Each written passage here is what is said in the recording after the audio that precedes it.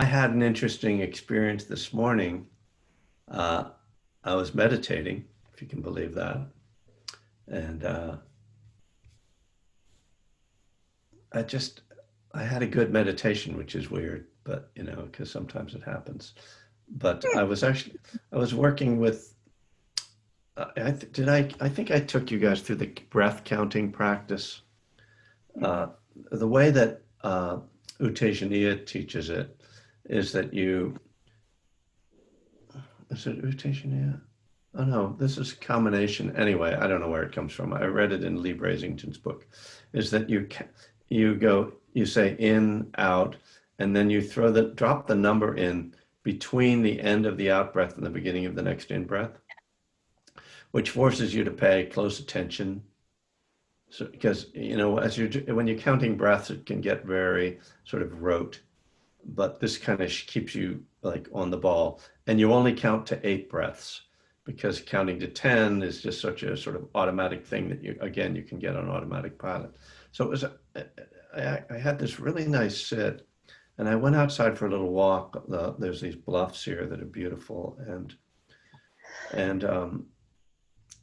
first of all, just the reminder of how perception is deepened, or our sense experience is deepened when our mind is quieter, and it's just so obvious, but it's like kind of forget it, or I don't know, just get caught up in the energy of life. So this is kind of like Buddhism 101 or Meditation 101. But what occurred to me, and what I want to put a challenge to this group, and first of all, just to ask, and you don't have to respond, but to just ask yourself right now if you have more time in your day that could be devoted to meditation that you're not devoting to meditation. And I'm not saying like hours and hours, but is there, and if you're like me and you're not fully employed, maybe you could meditate a little more. So what I'm going to suggest, I'm going to put a challenge to all of us, including myself, that we increase our daily sitting by 50%. And just try it for a week and see what happens, right? I just know that I have not been using this time as productively towards meditation as I could. And a lot of that, I think, is the anxiety and the energy that is coming, the trauma, whatever you want to call it, of this time, that makes it harder.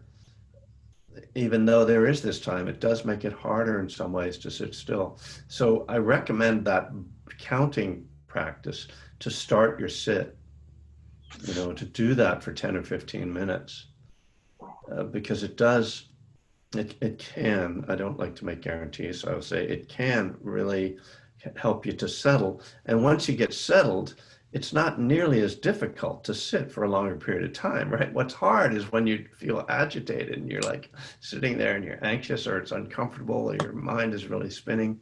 So if you can get just enough calm to sort of enjoy it and feel your breath and just notice whatever you're noticing, then it's not so hard to expand your meditation period. So, I'm saying all this really for myself, but you guys are I don't know what I'll call you. I consider you my friends, and, my crew, or road dog. yeah. Maybe I don't want to Sangha. get Maybe Sangha. Sangha. I knew there was No, we don't Frank. qualify as a Sangha. We don't? Why not? I don't know. You didn't say it. You came with it. That's just because I'm stupid. I mean, Oh. not in an actual stupidity way, but just I forgot.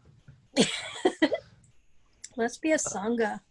Oh, somebody's asked for a brief synopsis of the counting technique. I just did.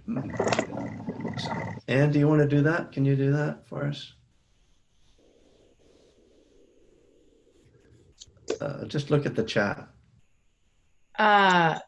Wow, I just came on. I don't Oh, even, okay. sorry, I'm Can just, That's okay. Anybody yeah. else can. I can do It's that. pretty simple. Mhm. You say to yourself in, out, and then between the end of the out breath and the beginning of the next in breath, and this is not exact science. It's like basically there, you drop in the number and you say one on the first, in, out, two, in, out, and you go up to eight. Now, if you lose track, which is not uncommon, you go back to one. There's no like restart. There's no like, oh, where was I? It's not whatever. It's not a test. You're not proving anything. It's not golf, like something that really involves careful attention to numbers and ego. All right, so I'm going to mute everybody. I'm going to put myself on stop my video and mute everybody except me.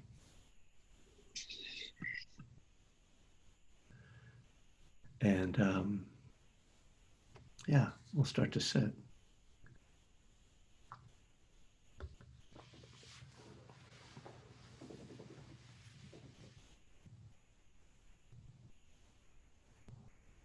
So settling into a comfortable posture.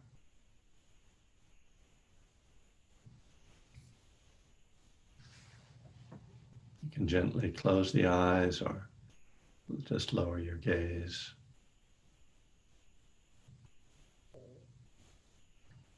One of the things that really influences the activity of the mind actually is the alignment of the body. So it can be helpful to experiment a little bit with seeing what brings your body into alignment. It might not be your typical posture. It might be sitting a little bit more upright than you normally do, especially when you're staring at your computer, which of course you're not doing right now. So feeling the alignment of the body,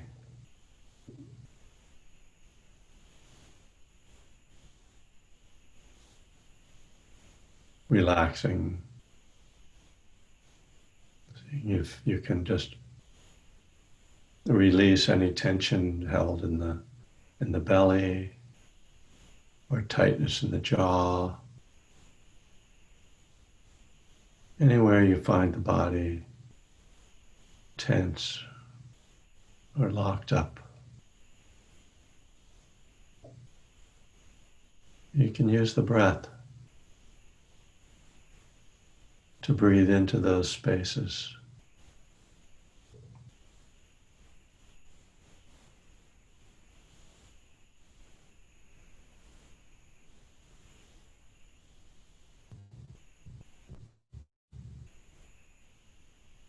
So let's spend a few minutes working with the counting practice. So when counting the breaths, we're still very tuned into the sensations of breath. We're not just counting, but we are feeling the breath.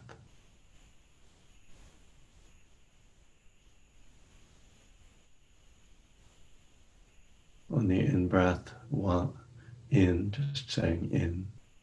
On the out-breath, out. And then just at the end of the out-breath, the number.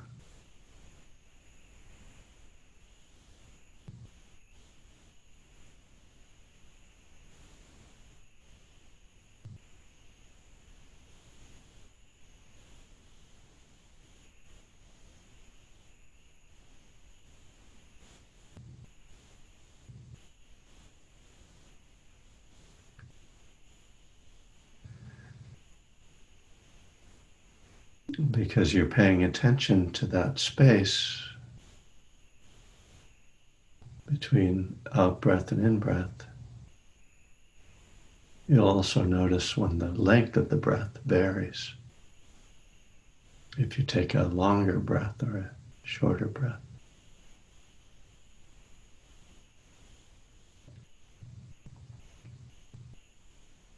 You don't have to do anything about that. Just wait for the breath to end, to drop in the number.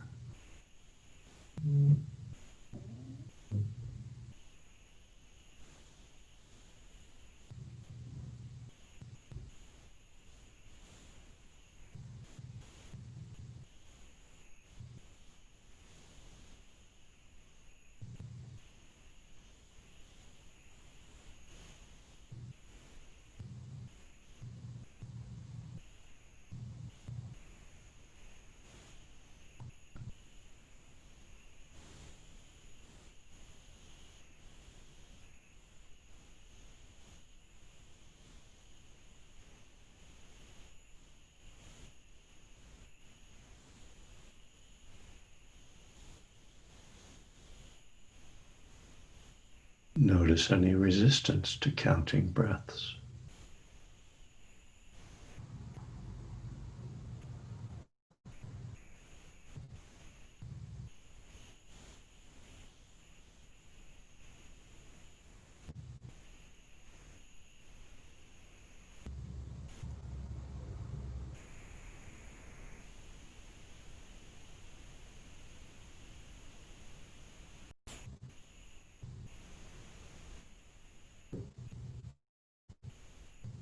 Notice any frustration with the wandering mind.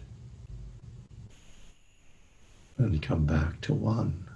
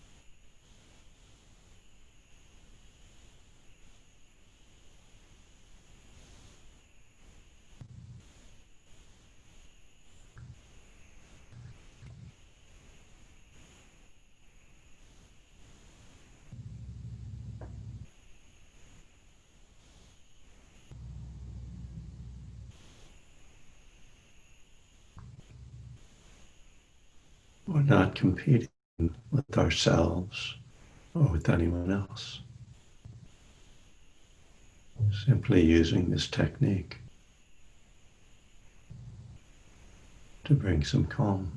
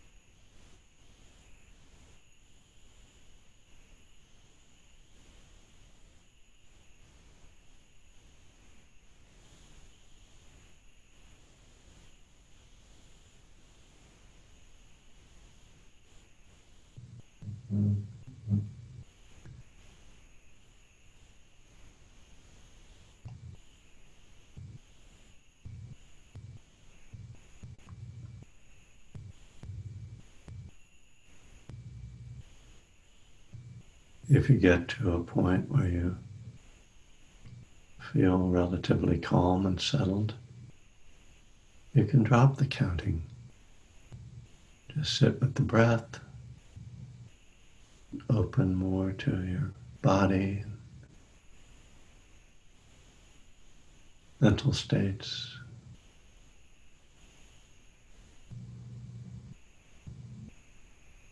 Or you can continue counting.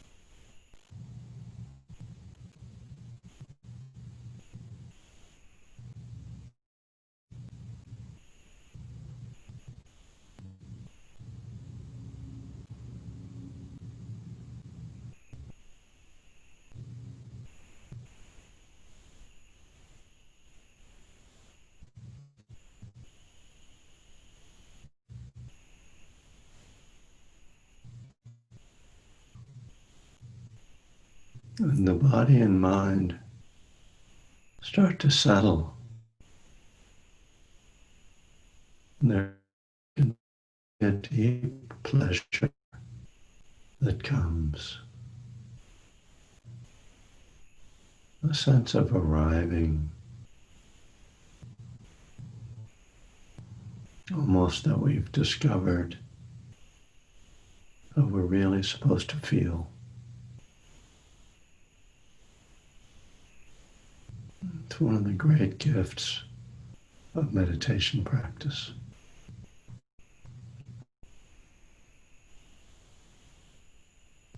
And well, we can't hold on to those states. We can certainly savor them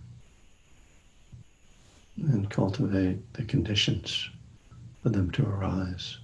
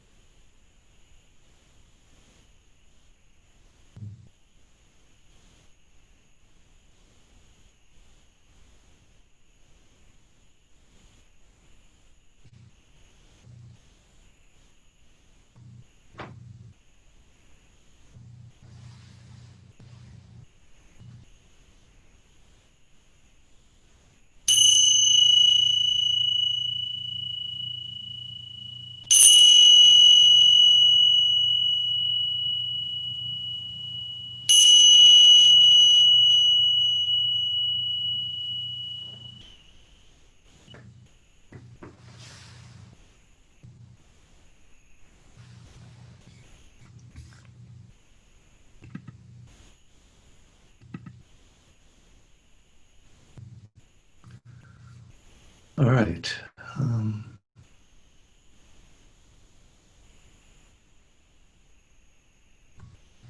Hope that was helpful.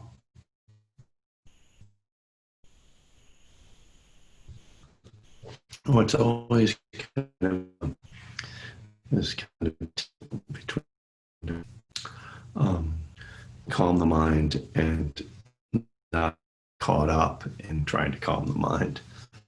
And on the one hand, it can seem somewhat pointless to just have a completely spaced out meditation.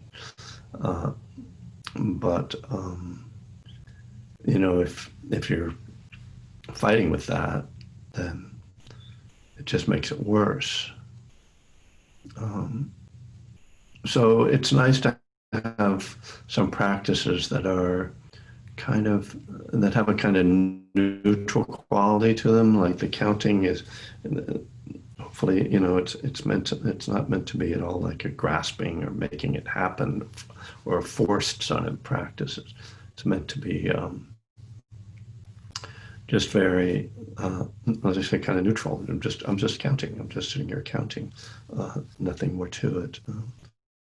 The other practice that many of you have heard me teach is the one that Thich Nhat Hanh offers of gathas, where there's certain words that go with the breath, and it really doesn't matter. There's no to a particular concentration practice. It's really more a matter of finding something that works for you. It could be a mantra. Counting could be certain phrases, images. People stare at candles. That's a traditional practice.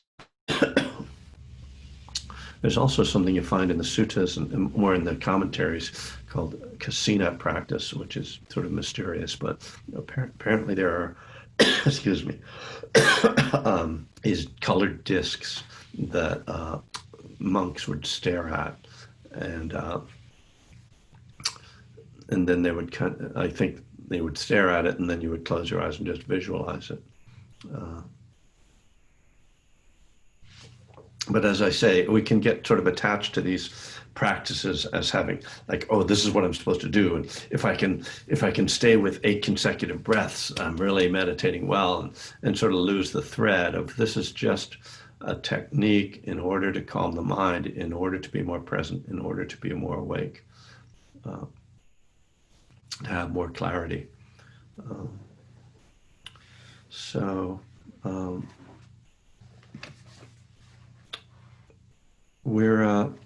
Let's get into the book, as Ringo would say.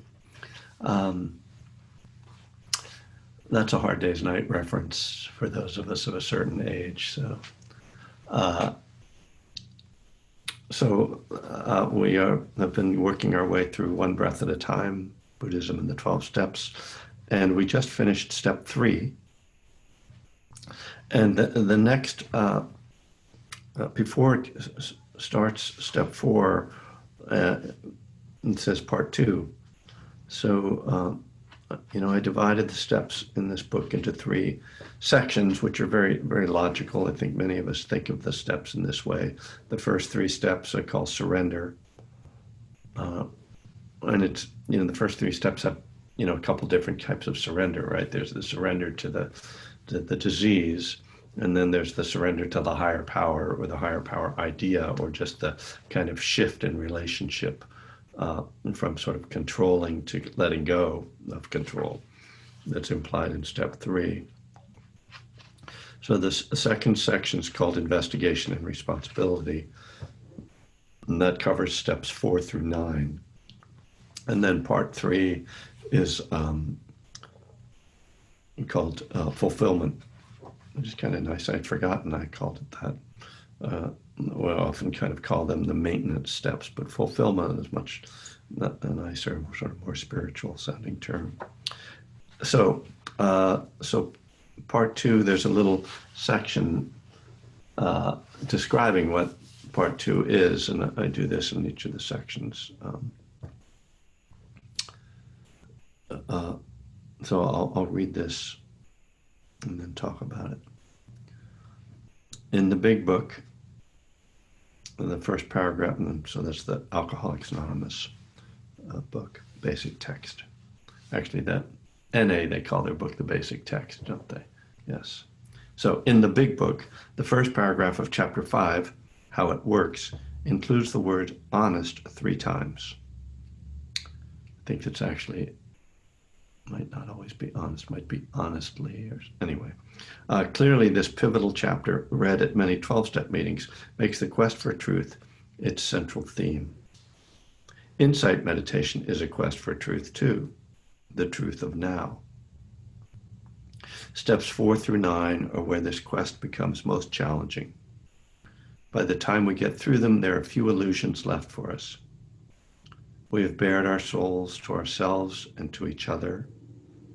We have acknowledged in several different ways our failings. We have tried to let go.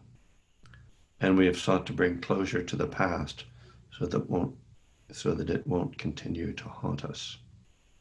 These steps are linked to the meditative processes of examining the mind, of letting go of the blocks to clarity, and of healing ourselves and others. As we investigate and take responsibility for our past actions and our continuing habits of mind, the light of truth shines on the shadowed recesses of our lives, and a new freedom imbues us with confidence and joy as shame is banished and we are no longer dogged by secrets and guilt.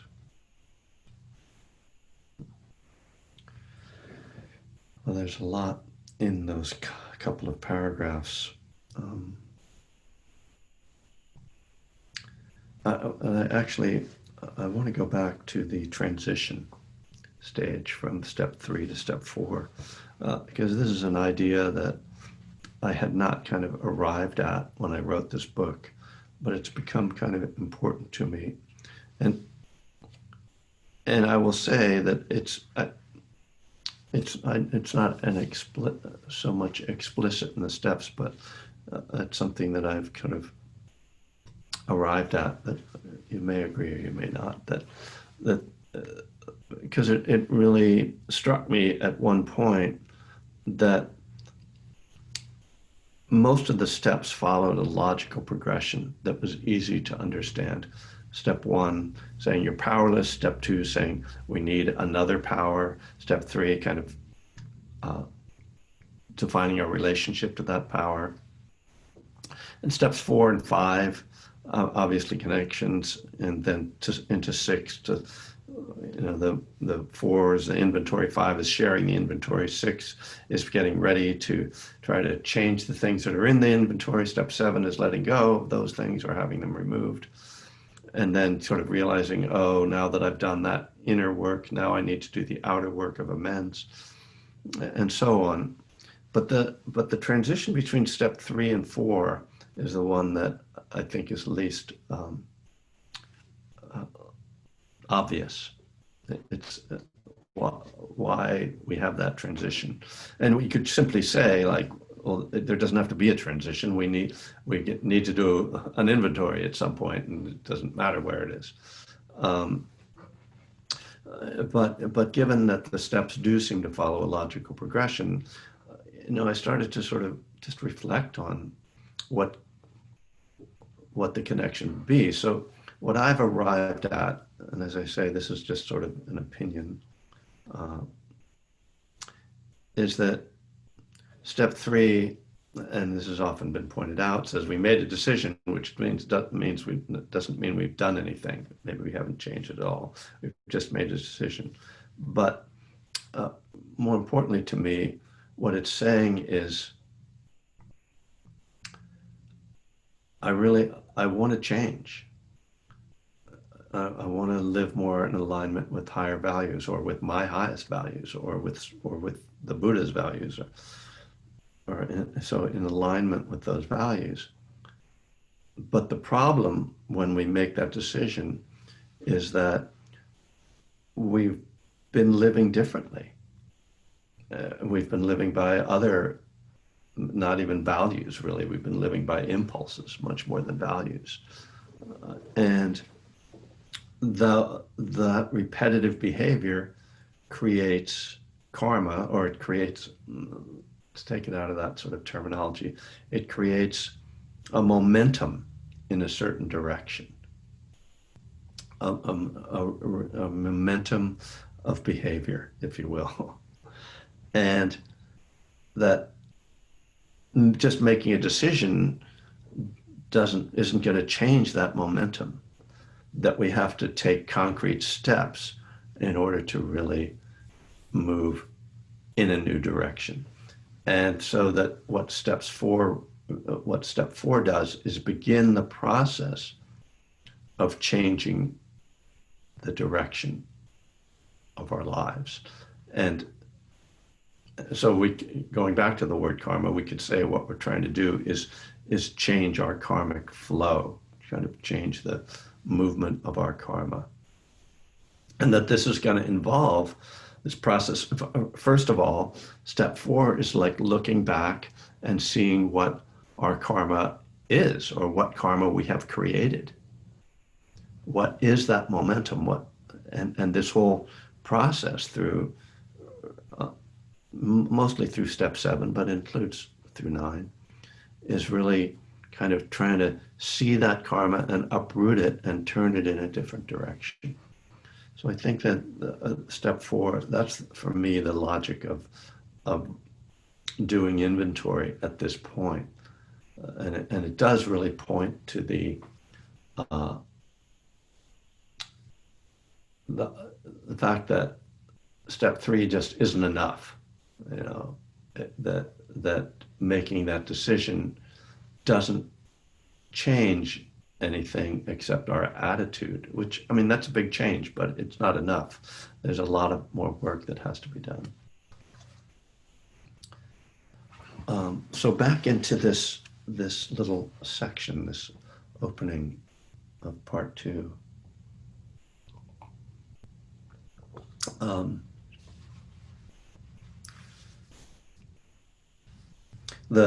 This term investigation, I'm really taking that from Dharma language. The investigation is actually one of what's called the 7 factors of awakening. So it's an explicit element of Buddhist teachings that it has a very different connotation than taking inventory in the 12 steps. It has the connotation essentially of looking very closely at our experience and trying to both see it with clarity, but also to see the threads, again, kind of karma, the connective tissues between thoughts and actions, between the past and the present, all the interdependent, interwoven elements of our lives. And so it's what really, in Buddhism, we're always kind of asking ourselves, like, what is happening right now? But it's not just like, oh, I'm sitting here looking at my computer. Like, oh, what's in the background of that? What's the impulse there? What's the craving there? Is there discomfort? Is there joy? What are bringing? If there's discomfort or there's joy, what is causing that? What are the elements that are causing that? So it starts with this investigation just of the direct experience of the present moment, but that's not insight, and that's not investigation. And I think this gets lost sometimes in the emphasis on just be mindful. It's like, okay, just be mindful doesn't just mean I feel my feet on the floor or I feel my breath going in and out. It means more than that. It means seeing these interrelationships, seeing how things are arising, seeing cause and effect, so that we can undo the things that cause suffering, unravel that. See the things that catch us. See the moment when we get caught. And that's why meditation is so important, because it attunes us, just in the way I was talking about at the beginning today, about how our perceptions are deepened and clarified with meditation. And that allows us to see these connections much more clearly. Just as when we're drinking and using, our perception is dulled to an extreme point where we can't make the connections. We don't understand why our lives are the way they are, because we're not seeing any of it. It's impossible to investigate if there isn't any clarity. That's why the fifth precept is so important, much as it might be ignored in Western Buddhism.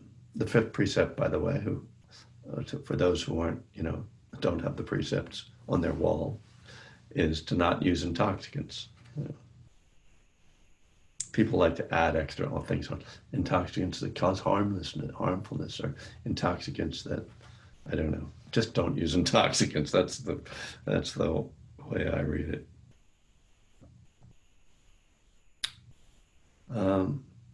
So this process, though, this connection, I really, this is one of the things that I really like about connecting Buddhism and the 12 steps, that the 12 steps are very kind of literal and just like, this is your life, deal with it, these are your problems, get it together, and whereas, meditators can get all into the weeds with all these subtleties of mind, but sometimes they can miss the forest for the trees, right? And of course, that's my story, and I'm not the only one who was kind of still an addict, but was meditating and really getting into, like, I'm a Buddhist, I'm so spiritual, like, I feel so peaceful right now, and having those moments, but not really connecting it to my real life. And so the 12 steps give us this really, trying to think of the word, like, just like a very strong, like, tool to deal with our real life problems. And so we really, to find happiness, to find freedom, to find real, what I would call real recovery, spiritual awakening, we need to confront those issues, and then we need to go deeper, and then we need to do this other work, the investigative work that Buddhism gives us. So it kind of, between the two, we get this really robust practice that really addresses all the levels. It addresses the very practical, lived experience of being an addict, or just being a human and dealing with your crap, and finding a way to do that. And then it leads us deeper to start to look more carefully and to see in more detail how this unfolds. And and Buddhism then gives us this path to a kind of awakening that's even sort of beyond anything we can imagine in certainly in 12-step recovery, where it's not just that you're kind of managing life and that you've found balance in your life, but that there's just no more being caught at all. Now, I say that as a statement of faith, not as a statement of personal experience. Although, like many of you, I've had those moments, so I've tasted it, so I know it's real. It's just that to sustain that, it takes something else.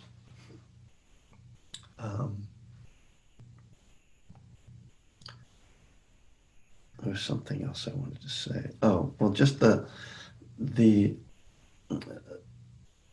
that I think that the steps the very explicit thing that the 12 steps bring that Buddhism doesn't is the public admission. And it might be only with one person, but this is where this idea of Buddhism as just a meditative process, oh, I'm just going to become a Buddhist and meditate a lot, really misses a significant piece. And that what happens when we are honest, when we speak the truth. And further, this is really, for me, and I think for many of us, came into sort of really full bloom when I started to be honest in meetings, to be able to share my failings with a group of people has a transformative quality to it that no amount of meditation, or even for me, like just sharing with one other person, had. Because that's the humility, and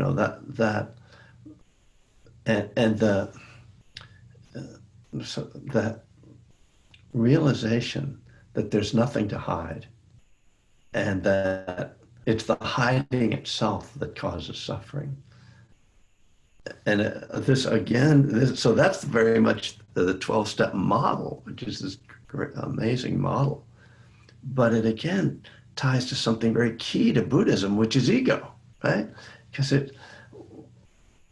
as long as we're protecting our ego, there just can be no freedom.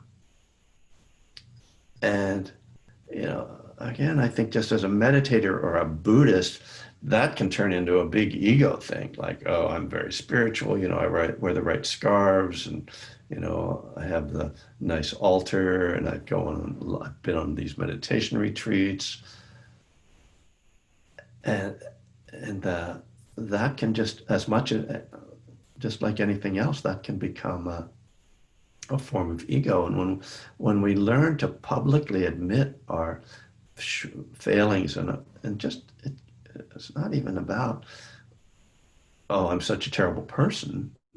That's letting go of the whole idea of the possibility of being a terrible person, like it's defined in that way.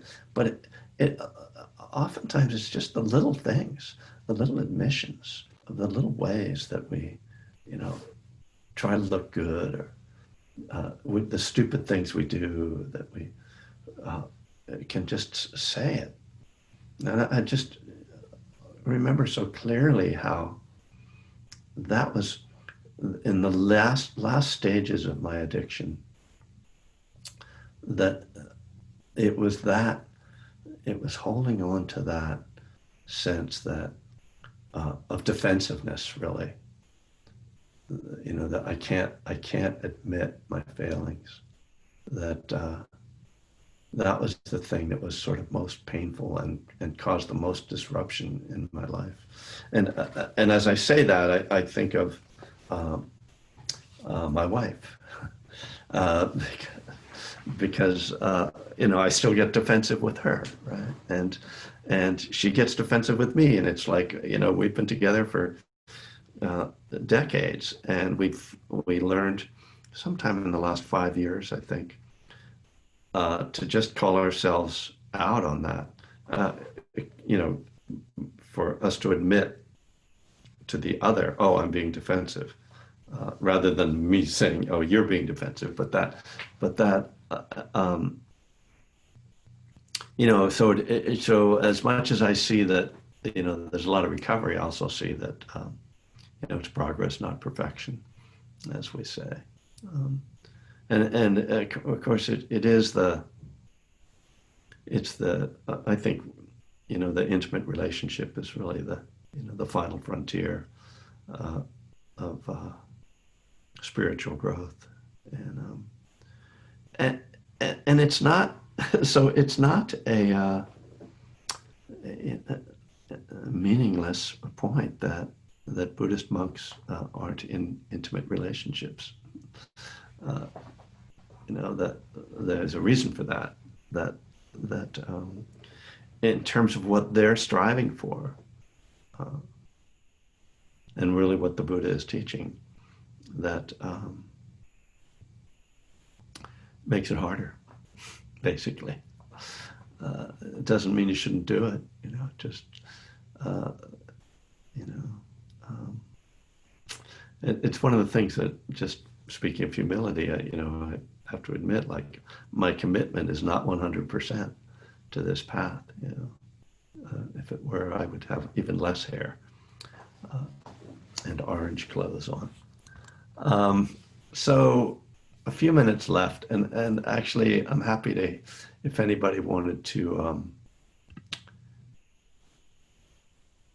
comment on that, the counting breaths meditation. That would, you're welcome to do that, or anything else you wanted to say today. Hi, Kevin. It's John. John? You can unmute yourself. Who is that? Hello? John. Over here. John. Go It's ahead. John. I heard a voice. Okay. John. Can you hear what I'm Hi, saying? John. Hi. What you're saying about the transition between the third and the fourth. Yes, I'm going to stop my video again. Oh. It reminded me of a talk you gave at Spirit Rock about, and you read a text by a Buddhist about what the meaning of moral or morality is.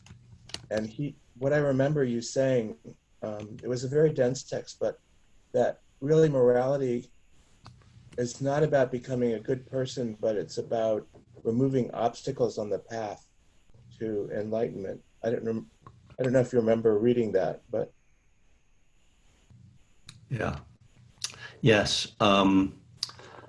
I believe that was Bhikkhu Bodhi's Eightfold Path book. Okay. Where he talks about morality that let's see if I can pull this back out of my brain. So the sila, which is the term for morality, ethics, is saying that it has although it has like a role in terms of just karma in the Eightfold Path, it points to well, I mean, it serves a spiritual function. Right. That's separate from just like, oh, now I don't lie and cheat and steal, so people trust me, or I've got a better job now, or a better relationship. But that it has a spiritual function. I can't think of it. There's a phrase that he uses that I can't think of right now. But yeah, that's it really right. helped me understand how the third and fourth step are linked, and how the steps lead towards a spiritual awakening, which is in the 12th step. That's great. Yeah, that's really great. That makes sense. Yeah, and again, right? We can think of this part of the steps as being just about repairing karma, but in terms of spirituality, that's right. It lays the foundation for the spiritual awakening. And it's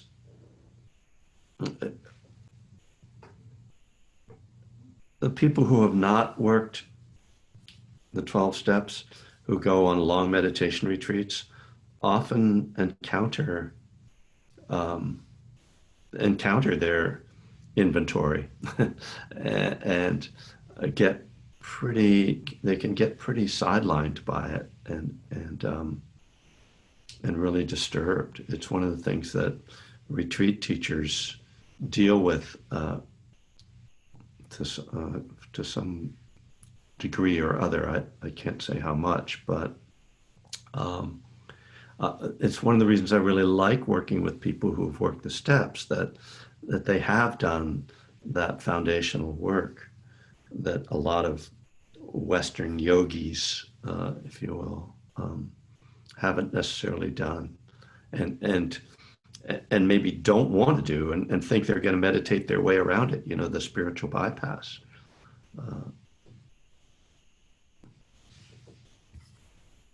Thanks, John.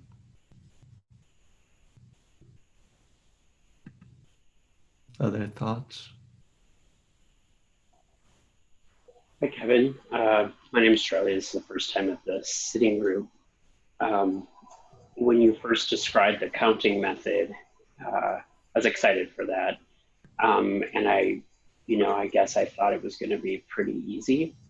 And it was really, it was really challenging. I really got to see some of the stuff you were talking about with this desire to control and a really hard time to let go.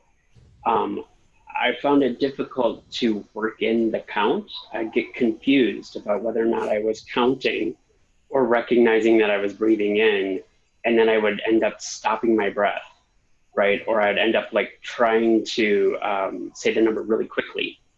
And then I would just try to like let go and give myself a break and just try to practice this. And I'd end up falling back into that same routine. So I wouldn't say that learning that I have control issues is new, but it was definitely this, this very surreal and kind of palpable experience that I can become so controlling at times for really no good reason that I can like throw my breath off, So,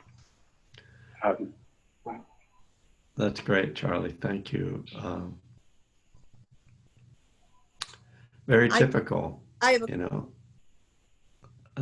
let me just say another word or two, Abigail, and that actually Susan has her hand up. She's really professional. So, yeah, well, everything you said is just like right on, and it just, it does point to something that seems so simple, and then we complicate it and get obsessed about it, and it's especially like we want to do it right and we want to control it and all of that, and so yeah, I'm glad you saw that. So Susan, what did you have to say? Me? I just wanted to say about the counting method and practicing it today. One thing I really like about it is when I get a little bit settled, it's very easy to step back from there and watch the counter. I don't know, somehow the counter is more solid or easy to step away from than like the one who sees. But anyway, I really, really appreciated that aspect of it. I love that dropping the number in between breaths. But today I noticed that once I got in the groove, I could just step back and watch the counter, and then I was really more free than usual. Beautiful. Yeah, that's interesting.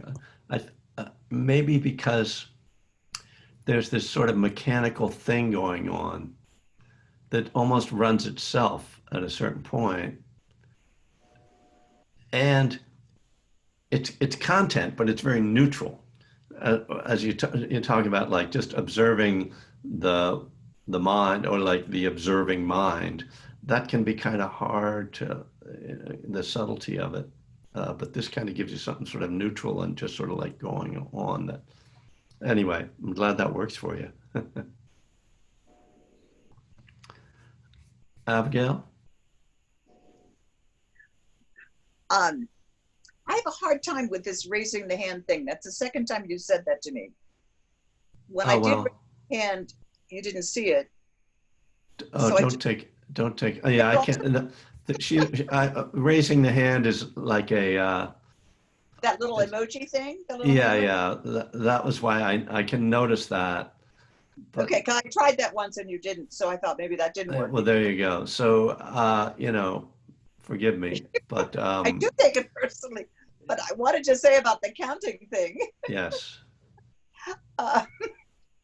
In addition to the fact that I'm crazy and all that.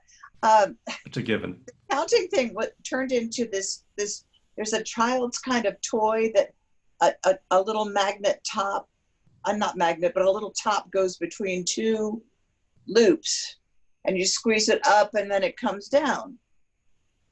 And so the up breath is it's going up, and I'm saying 1, 1, then I drop it. I can't stop counting the whole time. There's no pause. I'm always saying the number. Uh-huh. And I do a lot of sort of, I don't know whether it's obsessive counting. I've had problems with that in the past. Uh-huh. So it was an interesting exercise of trying to drop it in the middle. Well, I mean, generally, I would say, you know, it's fine to do it any way that it works for you. So this is just a suggestion. And as I said, there's nothing like magical about it.